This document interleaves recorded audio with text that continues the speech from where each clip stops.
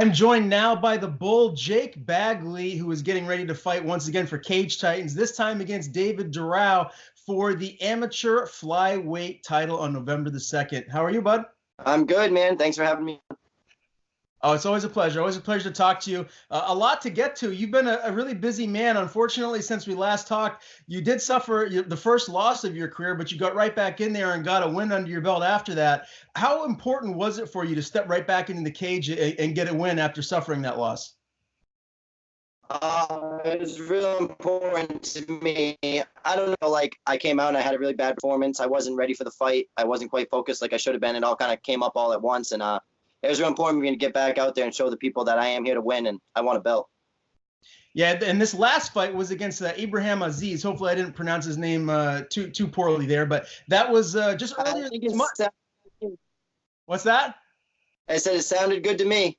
Okay, well, that's good to know. Usually I butcher it pretty bad, but you got right back in there. It was a unanimous decision victory. Were you disappointed that you didn't get a finish? I got to imagine maybe you felt extra pressure to not only go in there and get a win, but to get an emphatic win.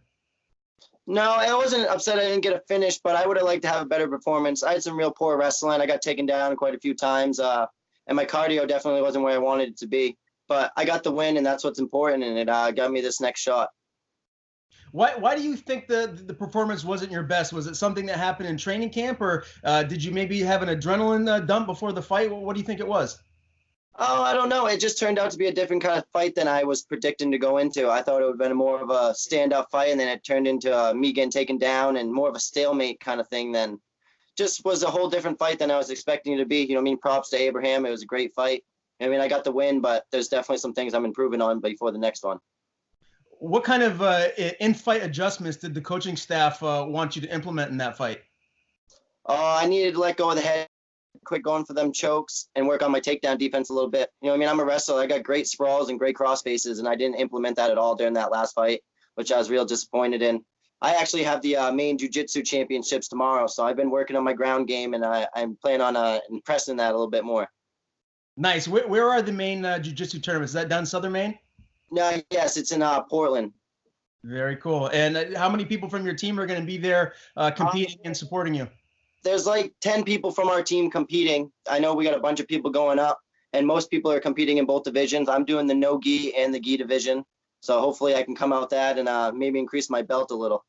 Very nice. Well, best of luck this weekend. I'm sure you'll do just fine. I obviously want to touch upon the loss to Nate Russell. I know that is not the performance that you wanted. What was the lesson learned from this? Is just one of those things where you got caught? And how did you feel leading up to that point where the finish happened? I didn't have a very good fight camp leading up to it. My focus wasn't really where it was. I was running around selling 1,000 tickets and delivering shirts, and I was focusing on other things other than training. And you know what I mean? It really got the best of me, and I wasn't focused. My head wasn't where it was supposed to be, and I went in there, and you know what I mean? He caught me with a great one. All respect to Nate Russell. We're friends on Facebook. We talk. We comment on people's shit all the time. He's a great guy. So I'd like to redo that one eventually. Did you feel you won the first round? How were you feeling going into the second round before the finish happened? Absolutely. You know what I mean? I felt like I controlled the whole first round. I got the clinch. I pushed him on the cage. He couldn't really do much with me. And then he caught me with that first good combination in the second, and like a fool, you know what I mean? I walked right back into the same exact combination. So I'll make sure I don't do that again. My hands have been staying up a little bit more, which I'm pretty impressed with. Mm-hmm. Suffering the first loss of your career, it's obviously something you haven't experienced before. How mentally are you taking that? You know, I'm sure it had to have been a little bit of a dark period afterwards, but how did you bounce back? What did you do to get back to the right mindset? Nothing. I just straightened out my priorities a little bit. I made gym first. You know what I mean? Before other things in my life, I could care less about selling tickets now. You know what I mean? My job is to train, not to sell tickets. As important as I like to have people there. I mean, I got to be in the gym every night. I got to be grinding. I got to be working. I got to be getting it done. And like I said, I didn't do it for that fight, but I won't make that mistake again. I've done plenty of losing in my life. I've learned how to do it. You know what I mean? I learned from it, and I'm just going to improve from here. I know you're a pretty motivated guy as it is anyways, but does suffering that loss make you that much more motivated to go out there to get wins and really achieve your dreams in the sport? Oh, absolutely. I think I got a little too hot-headed, and I was a little too ahead of myself for that one. But I mean, I got another fight under my belt, and I'm feeling much better for this one. I feel much more experienced and ready to go out there and win. Now, you did mention that you'd like to run that back at some point down the line. Have you talked to Nate? Is that something that you guys can come to an agreement maybe at some point in 2020 that the fans can expect to see that? I think he'd be down for it. He seems like a great guy, and he's up to take on anybody. But I think we'd meet in the pro circuit before we meet again in the amateur. Fair enough. Now, as I mentioned before, you're staying very active. You got right back in the cage and got another win back under your belt, and now you're getting ready to fight for a title here down at Cage Titans. How fresh are you feeling? How's your body right now as the fight approaches?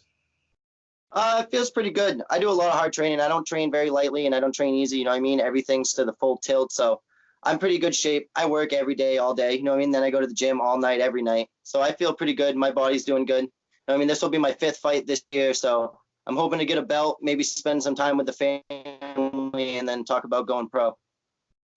Now, I've seen David Durao fight a couple of times. The only guy he's lost to is pretty good, Mitch Raposo, and he's lost to him twice. Aside really from good. Gone in there and looks really impressive inside the cage. What is your overall thoughts on Durao's skill set? And what kind of a fight do you expect this to be? I think he's a great fighter. I know he has amazing jiu-jitsu. He showed in his last fight when he knocked that kid out that he's got a good down game too. So I think he's really pushing. I bet he's training his ass off. He knows it's going to be a battle. You know what I mean? Like I said, I've been working on my jiu-jitsu. I'll stand there and throw punches with him if he wants to, but I don't think he's going to be able to take me down. And I don't plan on taking him down unless I have to. I'm going out there to have a fight and show that I'm the best. If this fight does go to the ground and you're on your back, how confident do you feel with your jiu-jitsu going against the guy that's his specialty? He wants to get the fight there. I don't think he'll be able to do much with me. I think I'd be able to hold him in work position and get back up. I think I'm going to be too strong for him. He's not going to be able to use those fancy maneuvers and slip around me. I'm going to hang on to him, you know what I mean, work as a butterfly and work my way back to the feet. What should the fans expect here on November 2nd for the next Cage Titans event here? Is this going to be a long fight, or is this going to be a quick one for yourself? You're going to get your hand raised via knockout? It very well could be a long fight. I don't see it going the distance. You know what I mean? I'm going to finish this fight. I want to win the belt. I want to show people I'm the best, and there's nobody close to touch me. Whether I choke him out or I knock him out, I plan on getting a finish and winning this belt.